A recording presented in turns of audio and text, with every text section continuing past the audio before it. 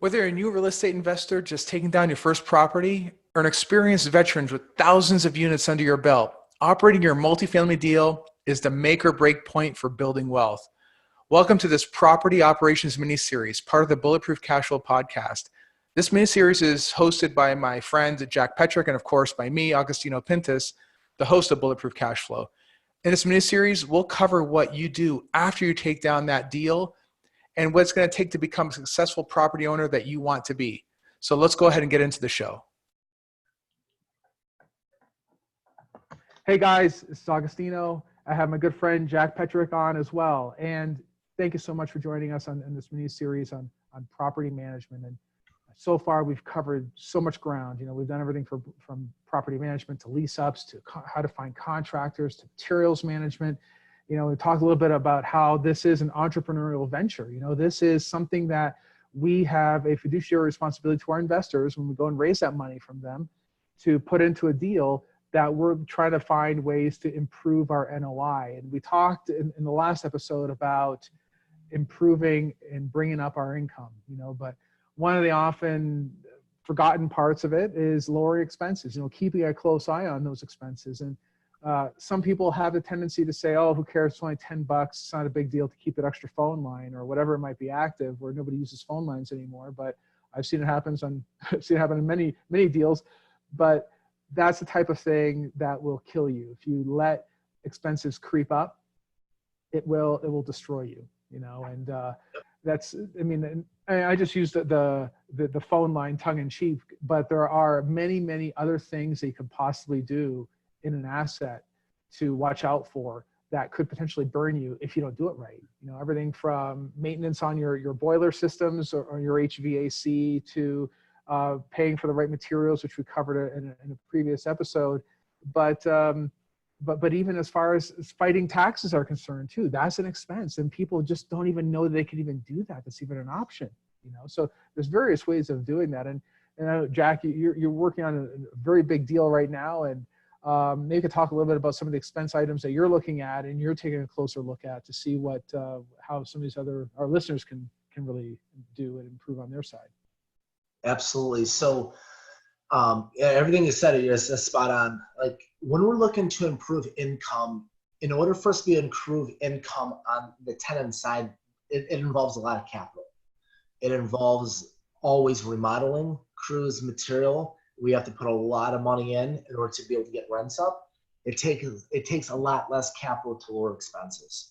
So often when we're evaluating a deal, you know, when I'm looking at the trailing 12 on like an offering memorandum, when I'm looking to buy a property, you know, I'm looking for inefficiencies on the expenses because sometimes the deal may not pencil out with the existing owner's expenses, but oftentimes there's a lot of inefficiencies that through experience I know I can correct. So now I can pencil the deal out. So going back to what we talked about on the last podcast about understanding the reason and then to understand the changes we're going to make. So again, if we can take a property and we can lower expenses, we have to take what that annual dollar amount is divided by the market cap rate, and that's going to determine how much we improve the value of the building. What we just talked about is in order to find out what the market cap rate is, we would typically call a local lending broker or we can call an agent, we can call like somebody at Marcus & Millichap, and we can ask what is the market cap rate for that market. So let me just give you a real life example on one of my properties. I've got one of the buildings I have it's a small property. It's only 16 units, but we had about a $12,000 water bill at this property per year. Wow. We had, and this is what happens at every older property. Nobody wants to change toilets out because it's not sexy. But here's what happens. Old toilets, those flapper valves, they stick open. The water runs continuously. The tenants, they don't pay the water bill. They will never call you. Most of the time, they will never call you on that. They don't care. They have no idea what the cost associated with it is. So you rack up hundreds and thousands of dollars of water usage over the year that you're just throwing down the drain. And water usage is just an enormous expense. So at this property, we were able to almost cut our water bill in half at this property by putting low flow toilets, shower heads, aerators, changing out tub drains, shower valves, and we'll get into that more into a later point. But first of all, I just want to talk about how much we saved and how much that affects the value of the building. So on this property, we were at $12,000. We pretty much divided that about half. So actually, but we had about a $6,000 annual savings on this property in the water. If I take $6,000 and divide it by a 6 cap, which is what this market cap rate is, I just increased the value of the building $100,000 by spending, I want to say we put in about $3,500 of material in. So I put $3,500 of material in, I cut the water usage in half, and I increased the value of the building $100,000. So water usage is going to be huge on that. So again, we use Niagara style toilets. We use 0.8 gallons per flush, but the bigger value in the toilets is the flapper valves aren't sticking open and you're using half the water consumption. Shower heads, aerators, and some other things we're doing with that too. On the insurance, I've got a really, really good insurance broker, Drew McConaughey, here out of Cleveland. Just put a plug in for him. And insurance is something that you got to be really cautious with because it's very easy to get lower bids on. But when you don't have sufficient coverage and you have an event, you'll be out of business. So you got to be careful about that. But I actually had a close friend. He's got a lot of apartments right now. And when he was just getting started, he had like a local larger, it wasn't State Farm, but I'm going to say it was a company like that. It was a company that we're accustomed to dealing with, on the residential side with our house and homes and cars and stuff. But they weren't specialized in commercial insurance. And somebody has got to be specialized in that. A fire had occurred. It was an act of vandalism. And now all the walls got gutted. But any time an event like that happens, the building department now requires you to bring everything up to code. So the wiring that was put into that building 50 years ago is not the wiring that we're putting in today. We have far more circuits, we have arc fault breakers, we have higher amperage requirements, and the insurance did not have a provision to bring that building up to the current code. Therefore, they were way underfunded to be able to do the work. It was a 3-year lawsuit. So although insurance is an area that you definitely can save on, you have to focus with a credible commercial insurance broker. And if it's not an area of your expertise, it might be worth having another broker review the other policies and have them compare each other to see where the flaws are at. They will oftentimes be the best person to determine where the flaws are at. Snow plowing and grass removal, we're going to get multiple quotes. We're going to negotiate on that and try to find, again, through multiple bids is where we're going to find out where their service at. We're going to give that person an opportunity, and then we'll determine if the quality of the service is worth the price you're paying. For as far as the electric, we will contact a utility efficiency company that we have to determine, have them take a look at our contract as far as what kilowatt rates and hours we're paying. It's a third-party service. They take care of it, but we're going to be putting LED lights in throughout the property, common areas, parking lot, and that's what's going to allow us to be able to reduce the electric usage. And we're not going to ever have to pay a maintenance guy to walk around every Friday to check to see if bulbs are working. So we're saving money in 2 ends. As far as the gas, first of all, we're going to try to reduce the gas usage rate. We're going to look at like weather sealing and infiltration, window leaks, and things like that.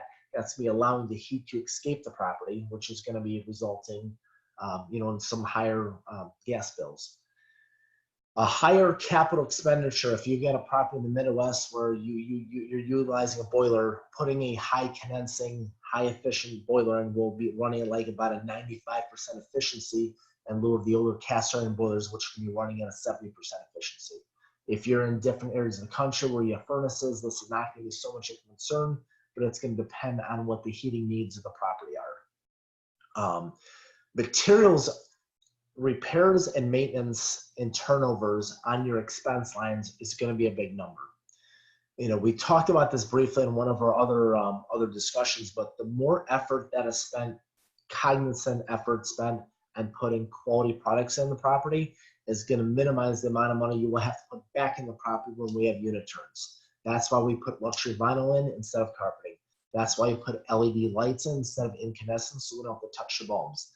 That's why we put sealed 10-year lithium-ion smoke detectors instead of the standard cheapies. So for the next 10 years, we're not changing batteries out every year. We put Moen faucets in instead of putting in, you know, really ineffective, cheap, made in China, all plastic faucets, because they will not last.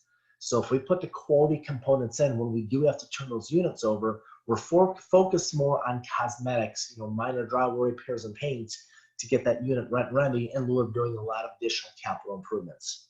One of the things you mentioned earlier was taxes. So there's a couple things we can do on that. We can do an entity swap. Your attorney would be familiar with that, where you buy the existing entity. So when the county looks at that transaction, you're buying the business instead of it selling from one entity to another entity. Sometimes you'll be able to delay or postpone the tax increase, and sometimes you can, sometimes you won't. But whenever the tax increase does happen, what I will go is we will fill out a board of revisions complaint, and every county has this ability, every county that I've invested in at least. So when we buy the property, we're going to document with photos all the issues, concerns, problems with building, the parking lot, the roof, the windows, boilers, mechanicals, and we're going to build a case. Anytime you go to the board of revisions, you have to build a case with photos as to issues and problems the property had when you purchased the property to justify why it's worth less than what they're trying to assess you for. So the time, energy, and photos that you put into it is going to have a significant outcome on the decision of that case. If you put the time and effort into it, you're going to get the results typically on the back end of it. So, you know, if we have contracts in place with like an elevator company, we're going to examine the contract, the service, we're going to send it out to bid. So any third-party contractors that you're relying on, like grass cutting, snow plowing, elevators, you know, fire protection, things of that nature, send it out to bid. Extermination is another big piece too. And just, again, taking the time to discover what they will and will not cover within whatever service that they're giving you. We had a large 123 unit deal that we closed, and the snow plowing cost was just astronomical each month to get this thing, you know, to get everything pushed. What we discovered through talking with them is that a big part of that cost was all the sidewalks that had to get done. So we cut our contract down substantially by buying a $1,500 snow blower that we could take that service over. So the time that you spend into talking to those contractors, how did you come up with this price? What can we do to lower it? Is going to be really critical to go deeper in the weeds to determine what you have to do to rework those numbers. So that's fair to all parties. So that was a little long-winded, but that's a quick rundown of what we're doing to lower expenses.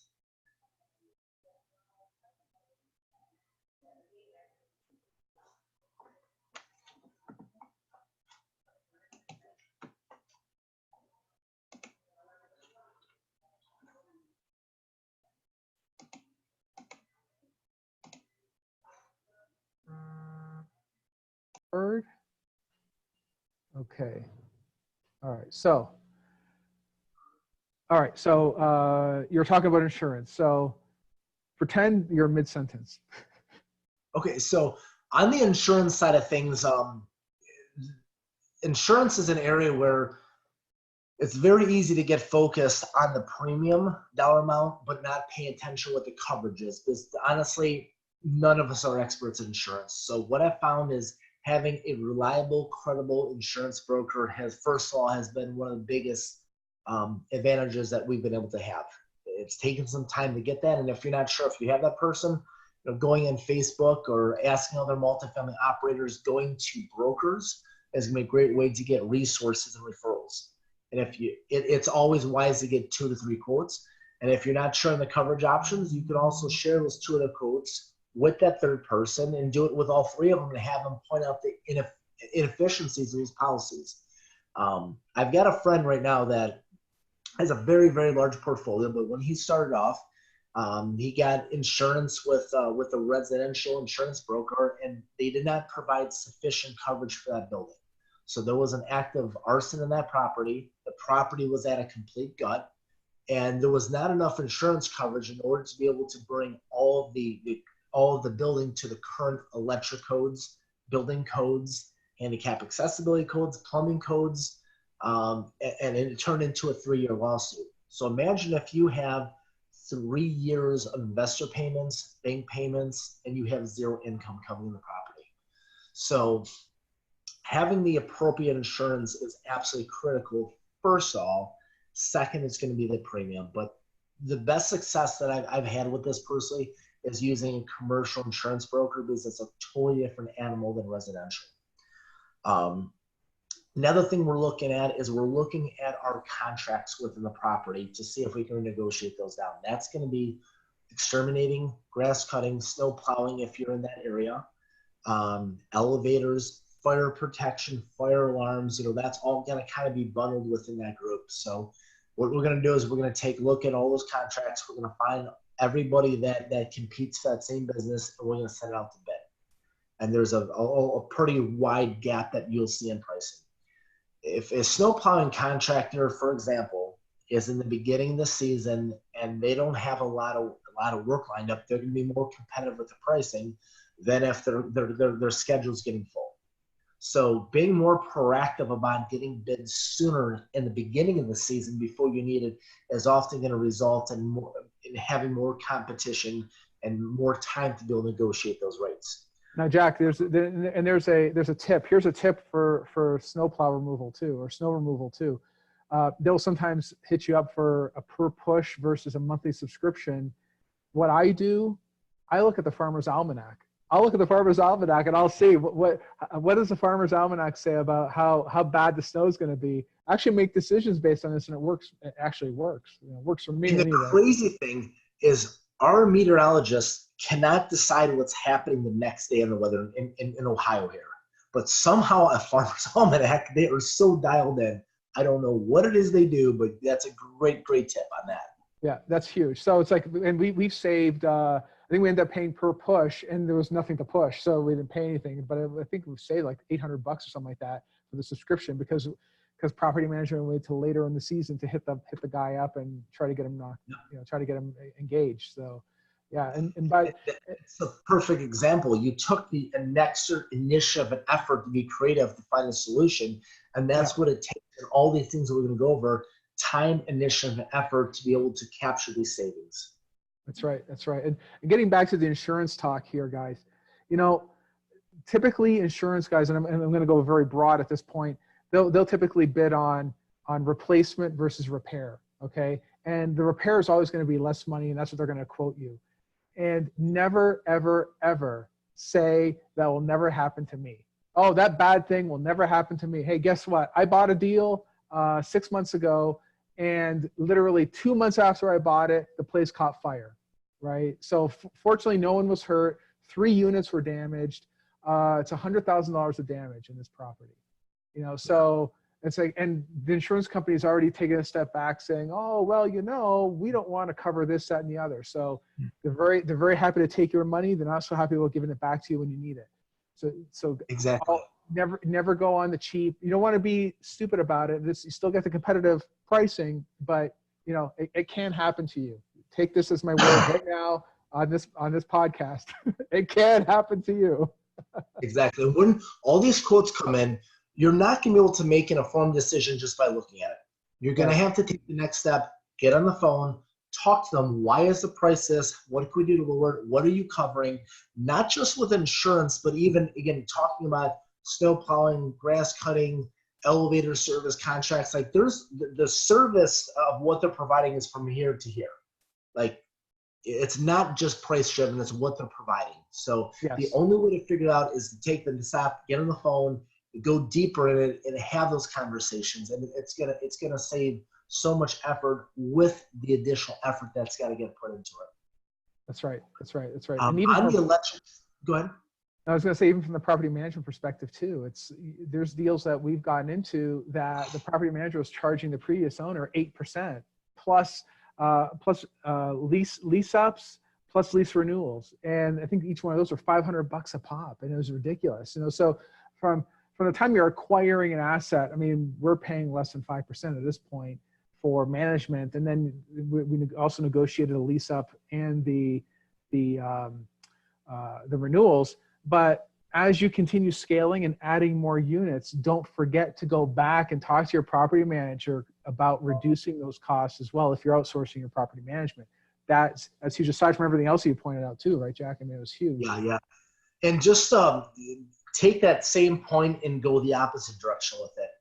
I have made the mistake too many times of focusing on the price and not on the service. And you don't realize what the service is until you're in that relationship. So the price of a property manager is not the percentage of what you're paying. What you're paying is for down units, turnovers, tenant satisfaction, or tenant frustration. Like, that metric is a lot more, it's not as black and white as you might think it is.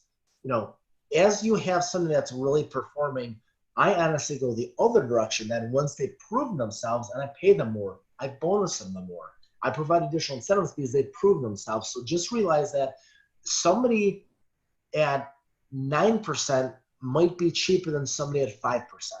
So just realize that too. That's right. All right, guys. Well, I'm sorry. Do we have a few minutes for a few other points? Yeah. Awesome. So if we're looking at the expenses, a line item is going to be electric. You got two ways to lower the electric usage on a property. Well, a few of the things, but the first one is we can have somebody, a third-party company, look at our utility contract to see what kilowatt range we're paying and get us out of contracts. Electric companies all the time will flip you to another provider, and your kilowatt hours will increase. And it's bleedage that you're doing with your capital. So if somebody else can look at that, they can renegotiate that for you. That's a free phone call. LED lighting throughout the property is another significant way to significantly reduce your electric usage. So not just your common areas, but your building lights, your parking lot lights. Like, not just are you saving on the electric usage, you're also not having a maintenance guy walk around the building every Friday night verifying if you got lights working or not. So you save the expense on two fronts. You're also saving it, also not having to replace those lights in the future.